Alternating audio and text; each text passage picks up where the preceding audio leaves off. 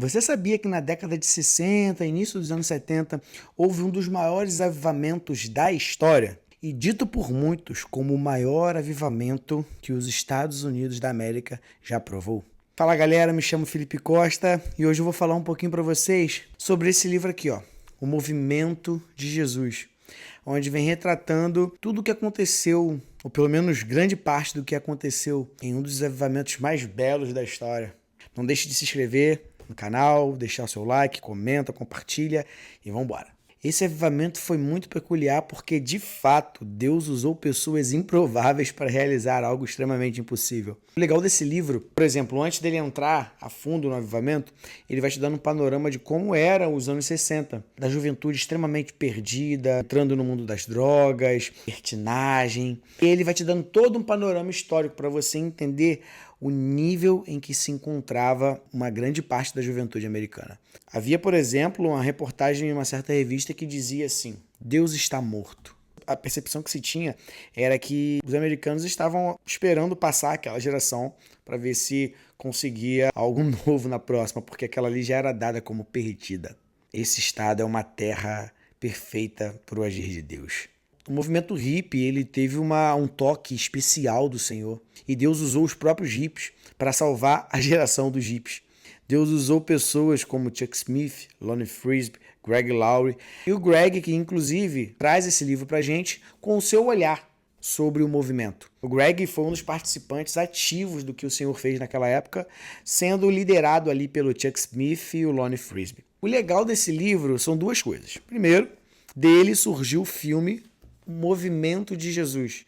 Tem até aqui o Jesus do The Chosen. Ele é o Lonnie Frisbee no filme. Mas o filme ele não vai tão profundo nas histórias. Já o livro ele mergulha com mais profundidade nos personagens, no conteúdo histórico e até um personagem top que eu vou falar depois para vocês que participou, até que meio que ativo. Não tão ativo, mas foi uma peça muito importante para uma expansão maior do movimento. Mas a gente já chega lá. Como eu estava falando no início, a geração estava completamente perdida, a galera não sabia o que fazer, estava um caos. Só que havia um problema muito pior do que isso. A igreja havia perdido a comunicação com esses jovens. A igreja não sabia como chegar nesses jovens, a igreja havia perdido a comunicação e a relevância, a igreja havia perdido a influência sobre eles.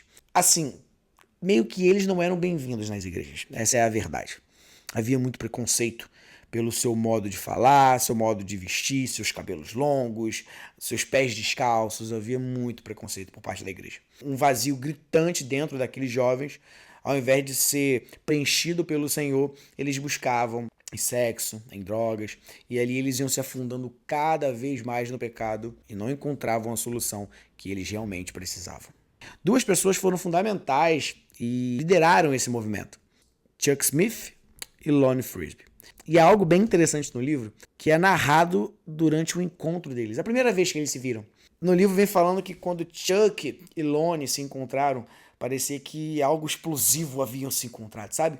Foi algo que realmente ali Deus já estava mostrando que alguma coisa ia acontecer. Uma dinamite ali prestes a explodir. O Chuck, vamos falar um pouquinho dele agora antes de ir pro Lonnie. O Chuck ele foi fundamental porque ele foi o responsável por abrir as portas da sua igreja, da Calvary Chapel, para essa galera hippie. Mas não pense que foi fácil. Chuck encontrou muita dificuldade, muitas barreiras impostas pela galera ali da antiga, dos seus membros mais antigos, mais conservadores, que não aceitavam e não viam com bons olhos essa galera descalça, cabeluda, entrando pelas suas igrejas. Para você ver como o problema era tão louco que alguns membros reclamavam com Chuck, porque os pés descalços e sujos daqueles hippies estavam sujando os carpetes novos da igreja. Meus amigos, a preocupação era com os carpetes da igreja. Mas o Chuck perseverou. Foi até o fim porque ele amava almas, ele amava vidas. E ele e sua esposa foram fundamentais para receberem esses hippies, dar um lar para eles, entender esses caras. Mas entra uma outra pessoa na história, que é o Lonnie. O Lonnie era um hippie que Deus já havia alcançado e ele era uma voz mais penetrante no coração dos hippies porque era um hippie falando para os hippies. Ele levava Jesus de uma forma que eles conseguiam entender, apesar que Chuck também fazia isso muito bem. Chuck sabia muito mais de teologia do que o Lonnie, mas ambos foram fundamentais para levar o evangelho para essa galera. E a igreja não parava de crescer. Suas reuniões ficavam cada vez mais cheias, até o ponto de, cara, a igreja não tá dando mais, a gente vai ter que ir para um outro lugar. E isso que estava acontecendo. Cara, que fantástico, que fantástico. E muitas vidas que antes estavam entregues ao pecado e sem saber o dia de amanhã, estavam louvando ao nome do Senhor. Deixa eu só te contar um fato do que aconteceu para você ver como era o agir de Deus, como foi impressionante o agir de Deus. Teve um determinado momento em que um cidadão estava na igreja, aquela galera mais da antiga ali, e julgando muito os hippies. Chegou na hora de pregar ali e tal, vamos pegar nossa Bíblia, vamos abrir nossas Bíblias no texto tal. Ele não tinha levado a sua Bíblia. Quando ele olhou para o lado, o hippie estava com a sua Bíblia aberta, toda rabiscada, sabe? Toda marcada, com marca-texto escrito, a sua impressão do que ele tinha lido e tal. Só o fato dele olhar para aquela situação, ele foi transformado. Ele parou de julgar aquela galera hippie e começou a ver, cara, essa galera é louca, mas não a nossa loucura. Eles são loucos por Jesus. E ele foi transformado só do simples fato dele ver uma Bíblia marcada. Mas a gente sabe que não era isso. O Espírito Santo ele estava agindo de uma forma ali muito poderosa no meio daquelas pessoas. E eles eram tocados fortemente por essa presença.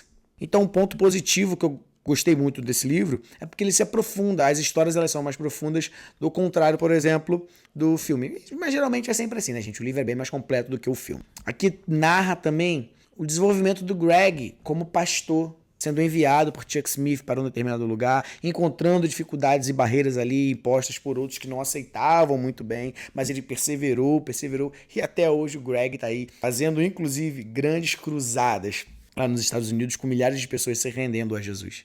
Outra coisa, galera, que eu fiquei assim fascinado, é que no filme menciona um personagem, menciona uma pessoa, mas assim, bem rápido. Mas no livro traz uma profundidade maior do que como ele cooperou para o movimento. Se trata de Billy Graham. Se você é cristão, tá vendo esse vídeo e não conhece o Billy Graham, mano, alguma coisa de errada tem.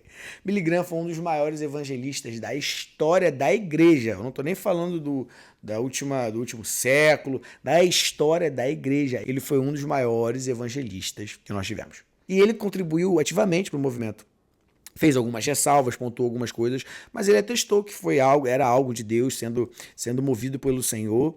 E esse fator foi importante para que o movimento tivesse uma aceitação por parte de uma galera da igreja mais conservadora.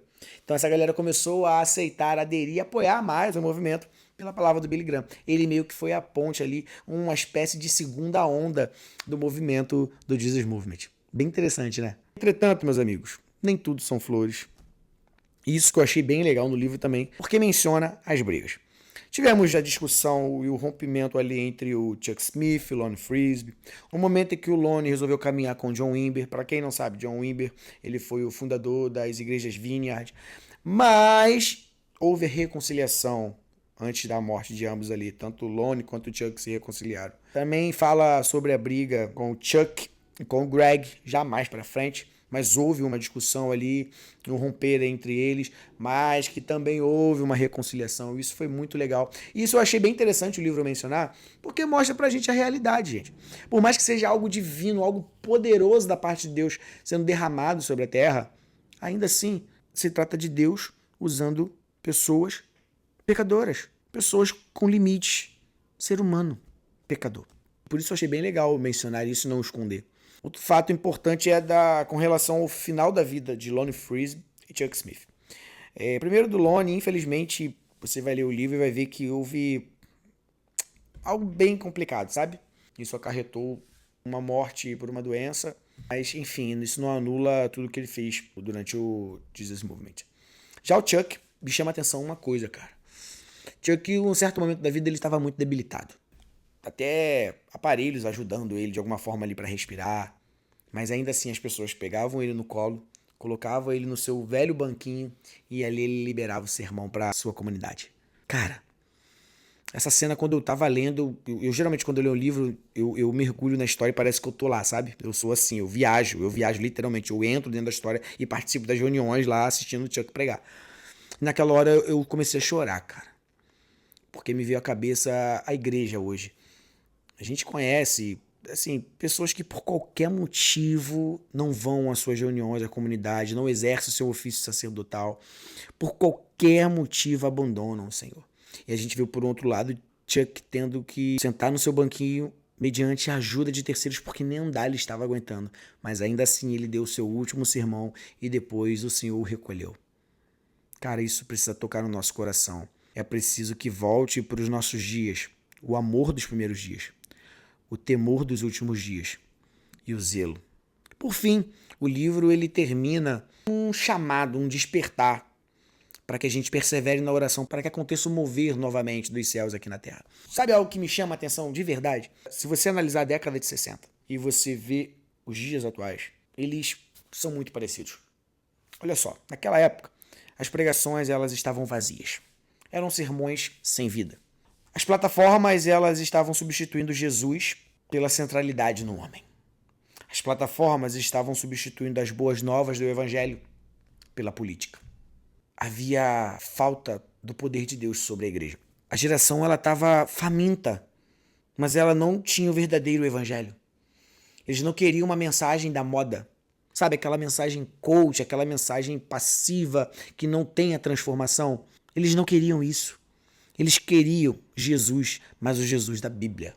A mensagem do Evangelho que causa em nós uma transformação. Eles não queriam mais substituir o seu vazio por coisas que tinham prazos de validade. Eles queriam, de fato, a plenitude de Deus. E hoje a gente encontra a Terra da mesma forma. É uma geração perdida, carente da verdade, carente da beleza de Deus. Mas a igreja não sabendo como lidar com isso e tenta se adequar ao mundo, falar algo mais atrativo, tentar bolar meios, são várias e várias coisas, mas se esquecem do poder do Evangelho, do poder de Deus, do poder do alto. Nós precisamos, assim como foi na década de 60, hoje nós precisamos de uma só coisa, uma invasão de Deus. Nós precisamos do poder do alto, mais uma vez. Quem sabe, assim como foi nos Estados Unidos, não aconteça aqui no Brasil. Quem sabe a nossa geração será aquela que verá um dos maiores derramamentos da história. O Senhor ele só precisa encontrar fé aqui na terra quando ele vier para responder as nossas orações. Persevere. Persevere, porque ele vem.